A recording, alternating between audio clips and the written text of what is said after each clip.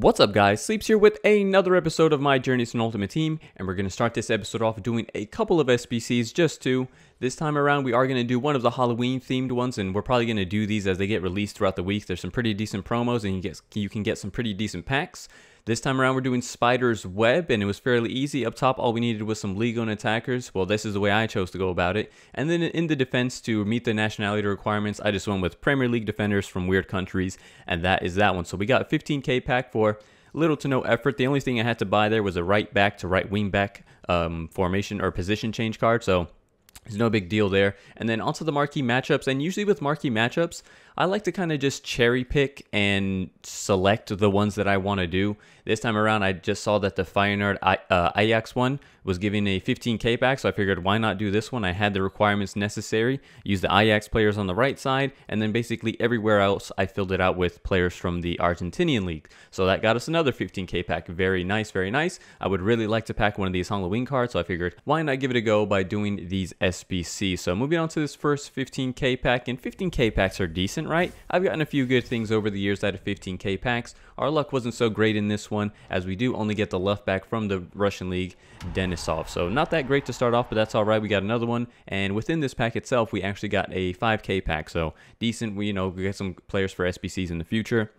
And if I don't end up doing all the Halloween SBCs, there's probably a good chance that I will hopefully have some of the requirements and make some profit. Like, we made good coins off of the Dracula one that required players from Levante. We made like 35,000 coins just from selling 4 players that were worthless the day before. So if I ever see a situation like that where I think the profit is greater than the reward, I'll probably just sell the players that I have, even if I could have done the SBC myself. So moving on to this last 15k pack, we didn't get anything in that 5k pack, obviously, and our luck wasn't all that great in this one because it's not a billboard pack, and it is actually just a striker from the Brazilian, or from Brazil, that plays in La Liga. So moving on, guys, I want to let you guys know before we get into these matches that this episode is very gameplay heavy, apart from the SBCs that we've done here at the beginning, and that is because I have 18 matches remaining, as you guys can see there. I have 18 matches remaining and only a day to play them, and I don't know about you guys, but after about 8 to 10 matches of FIFA in a day, I genuinely feel fatigued. Like, I just don't play as well anymore. And yesterday I was streaming. Shout out to you guys that came out to the stream. Actually, quite a few of you came this time, and I really do appreciate it. But yeah, when after I play about 8 to 10 matches, it's a struggle for me. Like, I can tell that the quality of my play goes down, and that's why I stopped the stream yesterday, because I think like 10 games in, and I had lost maybe 3 in a row, and I'm like, all right, yeah, I'm playing terrible at this point. So that left me with 18 matches to play the next day. So I'm like, man, I need to smash these games out as quickly as possible. And by the way, I did want to show this. You see that right there? That's actually a penalty, and the guy got given the advantage, but he didn't get the penalty. I don't know what's going on there. I felt really bad for him. Unfortunate for him, but fortunate for us, because we are going to go up 2-0 after that mistake. But anyway, yeah, I'm just letting you guys know that this episode in particular is going to be very gameplay heavy, because I need to catch up on these FUT Champs matches. 18 matches for me in a day is just insane. So I got to get through these as quickly as possible. So anyway, moving on to this match, you guys saw that he scored one of the weirdest goals from kickoff. That was a Quincy Promise long shot, which was so weird. That ball seemed to be traveling at such a slow pace in the air, and somehow it just floated in the air right into the corner. Keeper couldn't get there, but it's all right, no worries. We're all over this guy, and we do score a 4th to make it 4-1. Lallana had a great match, 9.5. I think he had 2 goals as well as an assist. So Lallana's actually been killing it, and Renato Sanchez, he's been all right. He's actually been improving a little bit more, but we'll see how we get on with him later on in the series. So moving on to this next match, and now with the Serie A team, and our next opponent actually had a very good team. He's got a 4-3-2-1 with all the sweaty players up top. You hate coming against Sané, Rashford, and Willian. If he has Martial, perhaps it is a little bit worse, but you hate coming up against those sweaty front 3. Fortunately for us, we do take the lead there. Falls to Immobile, and Immobile with a very, very tidy finish. And we are going to have a distance from effort here from Hamsik, and Hamsik is starting to turn up. I'm not going to lie. I was a little disappointed when I first signed him. I'm like, come on, you're an 87 overall. You've got these good shooting and passing stats. Like, where are you? You're not getting involved. Look at him getting involved twice in this one. as he picks up the assist for that Immobile goal, crossing it on the 5-star weak foot. So that's more like it, you know. That's him showing a little bit of what he can do, all his art attributes coming together with a goal and an assist in that one. And you see right there, he killed it. He got a perfect 10 out of 10. Even though we didn't play the full 90, you see this guy does actually end up rage quitting. But that's what we want to see from Hamsik, because I don't think he's a bad player in the game by any means. He's not one of the elites, but I was just expecting more. So hopefully we can see more of that from him. Anyhow, moving on to this next match, we are now with the Premier League side, and this guy has just got, you know, a typical Premier League side that you're going to see every week in League from now basically till the end of FIFA, with Vardy and Son up top. Lallana is going to get the first chance here, kind of a standing finesse shot we went for on that 5-star weak foot. It is saved, and then Renato Sanchez with a good effort to put it into the corner, giving us the 1-0 lead in this one. 37 minutes in. Vardy with a great effort here. The angle's not all that great. Begovic comes up with a big save. And unfortunately for us, we should have capitalized there, because he is going to score a goal here with Wijnaldum. A strange P-roller. I wonder if he did the low-driven shot right there. I wouldn't be surprised. It didn't have that much pace on it, though, but it did find its way into the corner. Now he's on the ball here again with Vardy. He passes it off to Lallana in the 90th minute. I admittedly did make a mistake there, but it's so hard to defend when it's just your back four against attackers. I really like to have my midfielders kind of pressuring them from behind to give me a little bit of help.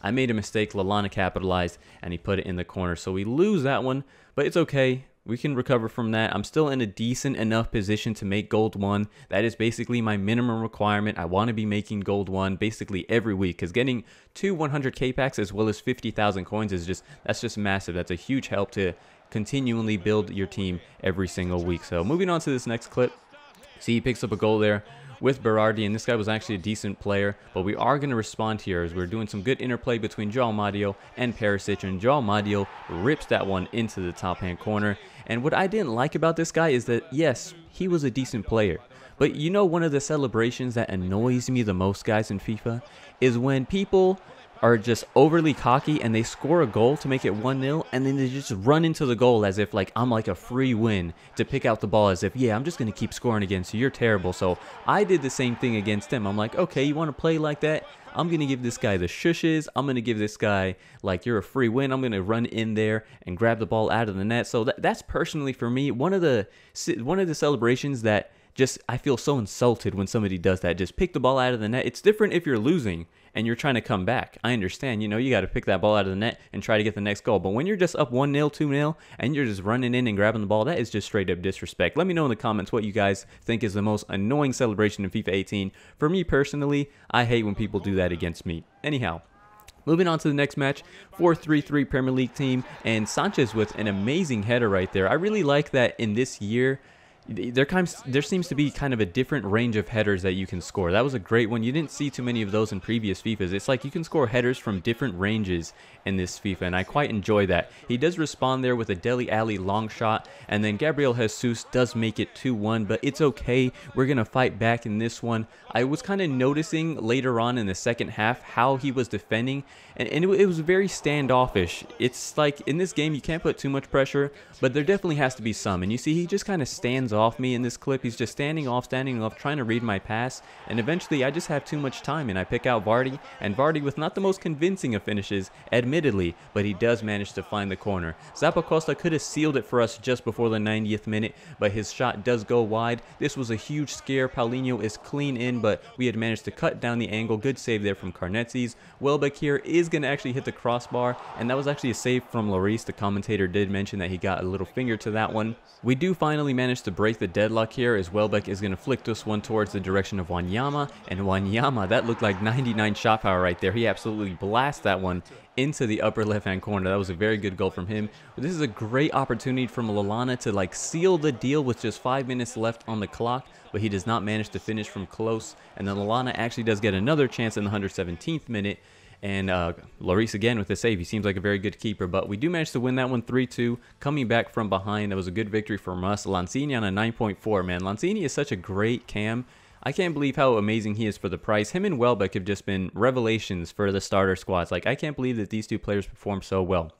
So moving on finally to the last match of this episode, guys. I know this, like I said, this is very gameplay heavy, but it was very helpful for me. I got to catch up with my FUT Champs, and if you guys don't come to the live streams, well, you got to watch what's going on behind the scenes here with FUT Champions. This is a great goal here from Perisic. That assist is just beautiful. Using the drag back to put the ball into space, and then Perisic on that 5-star weak foot does find the corner. Now right here, we are going to pick up another as we pass this off to Hamsik, and Hamsik's going to feed this to Anderson, and that guy was a little overzealous with his challenge. I'm not really sure what was going on.